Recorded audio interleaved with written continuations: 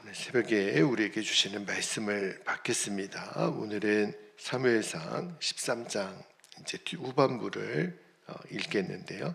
16절에서 23절까지 함께 말씀을 한 절씩 교독하여 읽겠습니다. 16절 제가 먼저 읽겠습니다. 사울과 그의 아들 요나단과 그들과 함께한 백성은 베냐민 게바에 있고 블레셋 사람들은 믹마스에 진쳤더니 노략군들이 세 대로 블레셋 사람들의 진영에서 나와서 한 대는 오브라기를 따라서 수알 땅에 이르렀고 18절 한 대는 베토론 길로 향하였고 한 대는 광야 쪽으로 스보인 골짜기가 내려다 보이는 지역길로 향하였더라.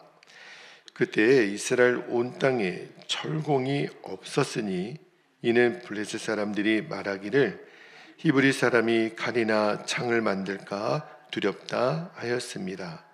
온 이스라엘 사람들이 각기 보습이나 삽이나 도끼나 괭이를 버리려면 블레셋 사람들에게로 내려갔었는데 곧 그들이 괭이나 삽이나 쇠스랑이나 도끼나 쇠채찍이 무딜 때에 그리하였으므로 22절 싸우는 날에 사울과 요나단과 함께한 백성의 손에는 칼이나 창이 없고 오직 사울과 그의 아들 요나단에게만 있었더라. 블레셋 사람들의 부대가 나와서 믹마스 어귀에 이르렀더라. 아멘. 하나님 말씀입니다. 자, 오늘 새벽에 사무엘상 13장 후반부를 읽었는데 마침 오늘이 6.25 한국전쟁 기념일이죠. 1950년, 그러니까 벌써 지금 76년 이게 이제 기념일이 되는 해인데 오늘 본문 말씀이 딱 그 한국전쟁 당시의 모습이랑 너무 비슷해요. 지금 이스라엘과 블레셋 간에 이제 전쟁이 일어나는 건데 그게 그대로 이렇게 오버랩이 되더라고요. 그러니까 이스라엘 역사 가운데 가장 어떤 암울했던 그 장면을 우리에게 보여주고 있는데 이스라엘 백성들은 하나님이 택하신 족속이잖아요. 그런데도 지금 현실은 블레셋은 너무 강한 거예요. 그들에게는 무기가 있고 그런데 이스라엘은 속수무책이에요. 나중에 또 보겠지만 그냥 칼 하나 갖고 있는 것도 사울과 요나단밖에 없을 정도로. 그러니까 우리가 76년 전에 우리 민족에게 전쟁의 아픔이 있었잖아요. 우리는 대부분 전후 세대에 있지만 우리 그 전쟁을 겪었던 우리 부모 세대들의 이야기를 들어보면 그냥 참담한 거예요. 여러분 3일 만에 그냥 저 부산 입구까지 낙동강까지 다 사실은 점령됐었잖아요. 진짜 역사를 다시 한번 읽어보면 우리가 그때 연합군의 도움이 없었더라면 우리 민족이 존재할 수 있었을까? 참 그런 암담한 생각도 들어요. 정말 하나님이 보호하신 거죠. 정말 우리 나라 국가 애국가에 나오는 것처럼 하나님이 지키신 거예요. 자, 그런데 어쩌면 그때랑 오늘 본문에 나오는 블레셋과의 전쟁이 있었을 때나 이렇게 똑같은지. 근데 하나님은 지금 왜 이 이야기를 성경에 기록했을까? 그러니까 이스라엘 역사 중에 가장 절체절명의 위기 속에 결국은 하나님이 그분의 능력을 나타내시는 분이시다. 그래서 제가 오늘 설교 제목을 무기가 없어도 소망은 있다. 왜 그러냐면 하나님이 함께 하시는 사람에게는 소망이 있다는 거예요. 하나님이 함께 하시는 나라는 소망이 있다는 겁니다. 자, 오늘도 세 가지 말씀의 진리를 주셨는데 한 가지씩 좀 나누고 기도할게요. 첫 번째는 우리가 어떤 걸 염두에 둬야 되냐면 하나님의 백성도 절망적인 현실을 만날 수 있다는 거예요. 오늘 본문에 보니까 16절부터 18절까지 보면 이제 사울과 이제 그 아들 요나단이 이제 처음으로 등장하죠. 게바에 있을 때 블레셋 군대가 믹마스에 진을 치는 거예요. 이게 양쪽이 이제 대치하고 있지만 전력 자체로는 비교가 안 되는 76년 전에 이 땅에 전쟁이 있을 때도 전력은 비교가 안 됐어요. 북측은요 얼마나 준비가 치밀했는지 우리나라는 그날이 또 주일이에요. 그것도 새벽에 다 자고 있는 새벽에 전력도 상대가 안 되지만 작전이고 뭐고 다 비교가 안 되는 지금 이스라엘이 딱 그래요. 게다가 블레셋이 세 방향에서 노략대라고 오늘 표현을 해요. 이스라엘을 이제 막 휘젓고 있는데 거기 보니까 뭐 오브라길, 베토론길, 스보임 골짜기 그러니까 사람이 걸어갈 수 있는 그 지형을 너무 잘 이용했다는 거예요. 그러니까 얼마나 전방위적으로 지금 압박하고 있는지. 근데 이스라엘은 아무런 좀 대책이 없어요. 현실은 진짜 절망인 거죠. 자, 그런데 우리도 여러분 살아갈 때 그러한 순간을 만날 때가 있잖아요. 기도는 하는데도 너무너무 문제가 해결되지 않는 절망적인 상황을 만날 때가 있거든요. 건강의 문제든 또는 경제적인 문제든 가정과 자녀의 문제든 관계의 문제든 어떤 때는요 이런 것들이 막 한꺼번에 몰려올 때가 있어요. 지금 세 때로 나눠서 공격해 들어오니까 이거 완전히 사면초가 아닙니까? 근데 뭘 성경은 말하는 거냐면 하나님의 백성이라고 해가지고 어떤 고난이나 핍박이나 절망적인 현실이 비껴가는 거는 아니라는 거예요. 그러니까 내가 믿음이 좋아도 또 신앙생활을 열심히 해도 위기 자체가 없는 것은 아니에요. 지금 오늘 그거를 보여주는 거예요. 자, 그러니까 왜 이 이야기를 여러분에게 드리냐면 어떤 절망적인 상황을 만났을 때 하나님이 나를 버리셨나? 그렇게 생각하지 말라는 거예요.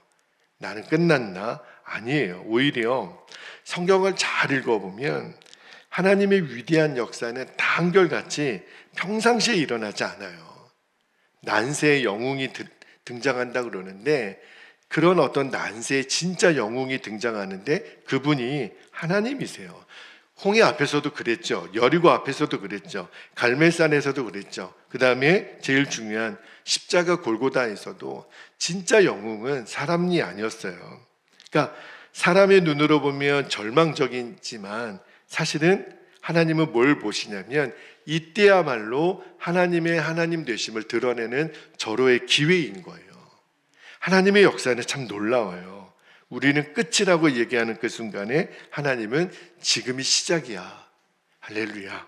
그게 첫 번째 주시는 말씀의 진리고 두 번째는 자, 그러한 일이 있을 때 하나님보다 현실을 크게 보면 볼수록 우리는 두려움에 사로잡힐 수밖에 없다는 이 말씀은 제가 여러분에게 수도 없이 드립니다. 자, 오늘 말씀 19절을 보세요. 지금 이스라엘의 형편이 어떠냐면 자, 19절에 볼게요. 그때 이스라엘 온 땅에 철공이 없었으니 이는 블레셋 사람들이 말하기를 히브리 사람이 칼이나 창을 만들까 두렵다 하였습니다. 그러니까 블레셋이 이 보통 민족이 아니에요. 그러니까 여호수아 그 시대 때 가드와 가사와 아스돗을 남겨놨었다 그랬잖아요. 그러니까 이게 해안 족속이거든요. 근데 이들은 일찍부터 철기 기술을 독점했다는 거예요. 우리 76년 전쟁 당시에도 여러분 우리가 이렇게 영화나 다큐멘터리 보면 우리 군인은 사람들 숫자보다 총이 부족했다는 거예요. 이 전쟁이 이게 싸움이 안 되는 겁니다. 총알이 부족해가지고 싸울 수 자체가 없었대요. 탱크요? 우리는 없었어요. 그냥 진짜 순식간에 3일 만에 이게 낙동강까지 함락이 됐다는 거는 전쟁이 게임이 안 됐다는 뜻이에요. 뭔가 이렇게 대치 상태가 없이 그냥 밀려 내려온 거죠. 피난 계속 내려올 수밖에 없었다. 똑같아요, 지금. 근데 왜 그러냐면 블레셋이 철기 기술을 독점해서 이스라엘은 전혀 무기를 만들지 못하도록 했다는 거예요. 그러니까 굉장히 오랫동안 블레셋이 치밀하게 준비했다는 거죠. 그러니까 이스라엘은 뭐만 갖고 있었냐면 보습, 삽, 도끼 다 농기구들이에요. 전쟁 도구가 아니에요. 그나마도 있잖아요. 그거를 벼린다. 이게 수리하거나 고치거나 그런 거거든요. 그러려면 블레셋에게 가서 도움을 받아야 됐어요. 적군에게, 농기구마저도. 이게 말이 안 되는 거잖아요. 그러니까 결국 전쟁이 벌어졌을 때 칼과 창을 가진 사람은 딱 두 사람. 자, 22절에 이렇게 말해요. 22절을 볼게요. 싸우는 날에 전쟁이 일어났는데 사울과 요나단과 함께한 백성의 손에는 칼이나 창이 없어요. 오직 사울과 그의 아들 요나단에게만 있었더라. 이게 무슨 전쟁이 싸움이 되겠어요? 이게 뭘 말하는 거냐면 이게 인간의 한계라는 거예요. 자, 그런데 문제는 성경은 오늘 뭘 말하는 거냐면 이스라엘의 진짜 문제는 무기가 없는 게 아니라는 거예요. 지금 이스라엘 백성들 안에 하나님에 대한 믿음이 없었다는 거예요. 여러분, 우리도 믿음이 약해지잖아요. 그러면 현실이 하나님보다 더 커 보이는, 문제가 더 커 보이는 거예요. 환경이 하나님의 약속보다 더 크게 보이고, 그러니까 12정탐꾼 중에 10명이 왜 무너졌습니까? 여호수아 갈렙을 제외하고는 현실이 너무 크게 보이니까 우리는 죽었다. 그러나 여호수아 갈렙만큼은 똑같은 환경인을 보면서도 그들의 눈에는 하나님이 바라보아지니까 올라가자. 우리와 함께 하신 이가 그들과 함께한 이보다 크시다. 그들은 우리의 밥이다. 올라가자. 환경은 같았지만 믿음이 다른 거예요. 지금도 똑같아요, 여러분. 여러분, 우리도 하나님을 믿는다 그러면서도 제가 여러 번 예를 들지만 얼마나 많은 순간에 어려운 일이 닥치면 자꾸 통장의 잔고를 봐요. 뭐 봐도 달라지는 그것도 없어요. 그런데 자꾸 통장 들여다보고 병원에 진단서 보면 낙심하고 자녀의 모습 보면 한숨만 나오고. 여러분, 믿음은 현실을 부정하라는 게 아니라 현실보다 크신 하나님을 바라보라. 그걸 말하는 거예요. 무기가 없을지라도 하나님이 계시면 소망은 있는 거죠. 사람의 방법이 막혀도 하나님의 방법은 결코 막히지가 않으니까. 이 두 번째 주시는 말씀에 진리고 마지막 한 가지만 더 나눌게요. 세 번째는 하나님은요, 인간이 겪는 그 한계를 구원의 도구로, 구원의 무대로 사용하신다는 거예요. 오늘 맨 마지막 말씀, 그냥 저도 이 마지막 말씀은 별 생각 없이 읽었던 말씀인데요. 자, 23절 한번 볼게요. 이게 굉장히 긴장감이 가득한 말씀이잖아요. 블레셋 사람들이 내 부대가 나와서 믹마스 어귀에 이르렀더라.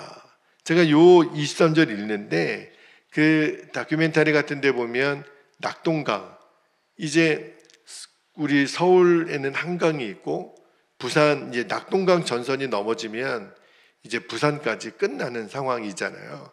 제가 그때 한번 생각해 봤어요. 낙동강의 그 부산 쪽에 그때 이제 뭐 몇백만 명의 우리나라 조상들이 피난을 와서 이제 낙동강 전선 무너지면 끝나는 거죠. 이제 완전히 점령 당하는데 그때 장면이 생각이 났어요. 자, 블레셋 진영이 점점 다가오는 겁니다. 그리고 이스라엘의 형편은 무기가 없어요. 사울과 요나단이 칼 한 자루씩 있는. 자, 근데 이때가 하나님이 구원의 역사를 준비하던 때라는 거예요. 지금 요 말씀으로 13장이 끝나기 때문에 이게 뭐야, 이제 끝났네, 이제 망하는 것밖에 안 남았네. 근데 여러분, 13장 다음에 몇 장이 있어요? 14장이 있죠. 그때요, 어떤 역사가 벌어지냐면 우리가 내일 또 볼 거예요. 요나단하고 이 병기를 든 소년이라고 나와요. 그 두 사람, 많이도 아니에요, 여러분. 두 사람이 블레셋 진영으로 들어갑니다. 군사가 떼거지로 들어간 게 아니라 두 사람이 움직이는데 그 두 사람의 움직임이 뭘 상징하는 거냐면 하나님은요, 무기가 아니라 하나님을 향한 믿음이 움직인 사람을 통해 역사하신다는 거예요. 그러니까 두 사람이 들어가니까 블레셋의 혼란이 일어나고 결국은 이스라엘이 이겨요. 말이 안 되잖아요, 여러분. 하나님이 왜 이런 과정을 허락하실까? 아니, 처음부터 아예 블레셋이 쳐들어오지도 못하도록 막아주시든지, 그죠? 왜 이런 방법을 하나님이 쓰셨냐면, 하나님이 우리 사람의 본성을 너무 잘 아시는 거예요. 우리는요, 승리를 하면 금방, 야, 역시 우리가 좀 힘이 있어. 우리가 똑똑해. 우리가 잘났어. 우리가 강해. 우리가 똑똑하고 무기가 좋아서 이겼지. 전략에 뛰어나서 이겼지.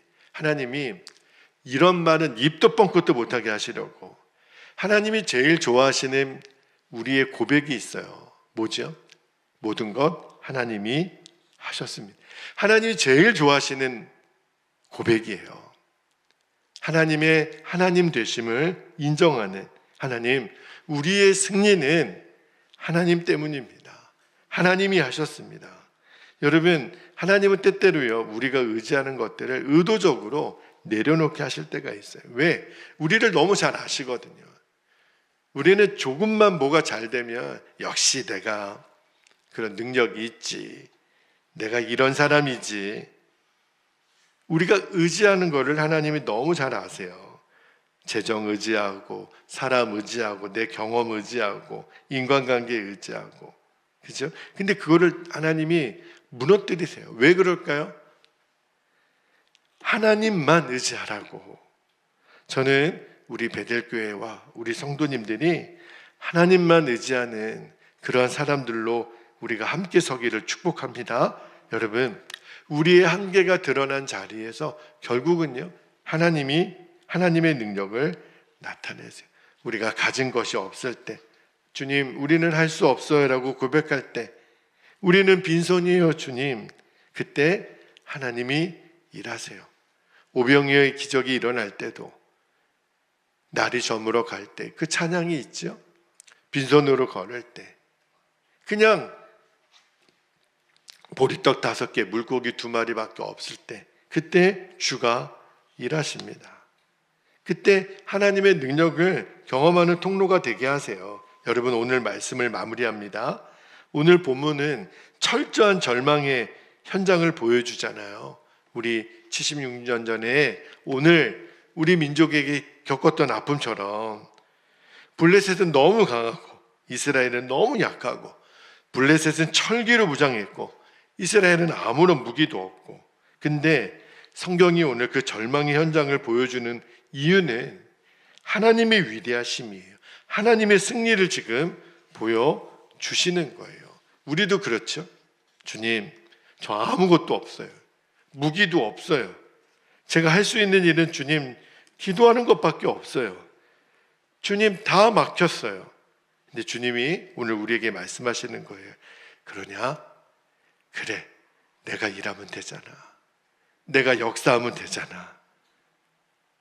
너는 나를 가졌잖아.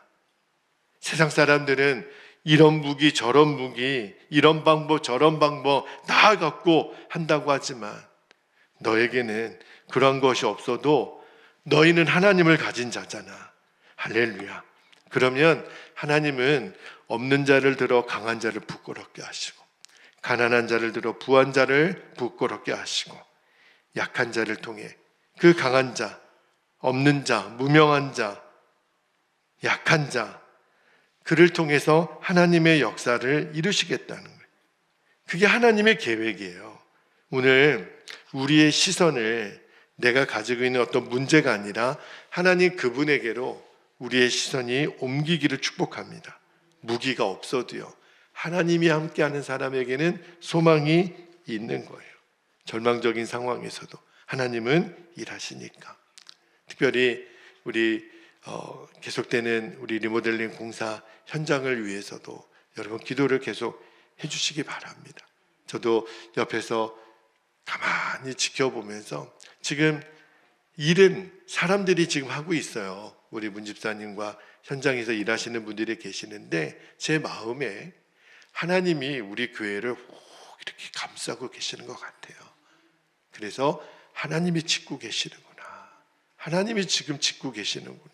그러면 된 거죠. 시간이 좀 딜레이가 돼도 부족한 게 있어도 하나님이 하시는 거니까 아멘이지요. 우리가 그것을 영적인 눈으로 함께 보고, 우리가 오늘 아침에 나를 위해서도 우리 가정을 위해서도 교회를 위해서도 이 나라 민족을 위해서도 하나님이 지금 일하고 계시는군요. 그 눈만 보이면 돼요. 그러면 하나님이 기가 막힌 반전의 역사를 14장 내일 새벽에 읽을 때는 막 신이 나실 거예요. 역시 우리 하나님이시다. 하나님이 하셨습니다. 그 고백을 하나님 듣게 하셔요. 이 시간에 우리 함께 기도하겠습니다. 두 가지 기도 제목을 우리가 붙잡고 기도할 때, 하나님 어떠한 절망적인 상황에서도 낙심하거나 한숨 짓지 않고 주님 바라보기를 원합니다. 두 가지 기도 제목을 붙들고 기도하겠습니다. 첫 번째는 절망적인 현실보다 크신 하나님, 그 하나님을 바라보는 눈을 열어주시도록 우리가 기도하고, 두 번째는 이제는 더 이상 내 힘, 내 스펙, 내 경험, 내 조건 의지하지 않겠습니다. 오직 하나님의 능력만. 나는 하나님께 소망이 있는 사람입니다.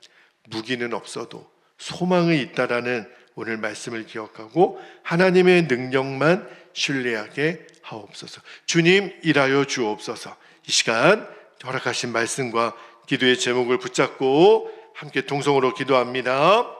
주여